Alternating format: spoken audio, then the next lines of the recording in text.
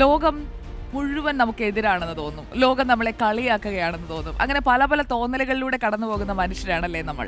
ലോകം നിങ്ങളെ കളിയാക്കുമ്പോഴോ തളർത്തുമ്പോഴോ എന്താണ് സാധാരണഗതിയിൽ ചെയ്യാറുള്ളത്? ഒരു ഉദാഹരണം പറയാം.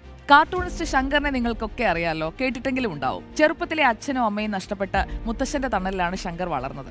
അദ്ദേഹത്തിന് 8 വയസ്സുള്ള സമയത്ത് നടന്ന ഒരു കാര്യമാണ്. സ്കൂളിൽ ഈ കുഞ്ഞ് ശങ്കർ ഒരു കുസൃതി ഒപ്പിച്ചു. ഹെഡ് മാസ്റ്ററുടെ ഒരു കാരിക്കേച്ചർ വരച്ചു. നല്ല കഷണ്ടിയും കുടവയറും ഒക്കെയുള്ള കളിയാക്കുന്ന പോലുള്ള ഒരു ചിത്രം തന്നെയായിരുന്നു. മാഷിന് അത് കണ്ട് ദേഷ്യം വന്നു.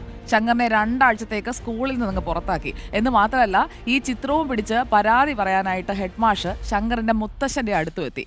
പക്ഷേ അവിടെ ചെന്നപ്പോഴേക്കും കഥ മാറി. ആ ചിത്രം കണ്ട ശങ്കറിന്റെ മുത്തശ്ശൻ പറഞ്ഞത് എന്താണെന്നറിയോ? ഇത് ശങ്കർ വരച്ചതാണോ? ഗംഭീരമായിരിക്കുന്നല്ലോ. മുത്തശ്ശന്റെ ചോദ്യം അതായിരുന്നു.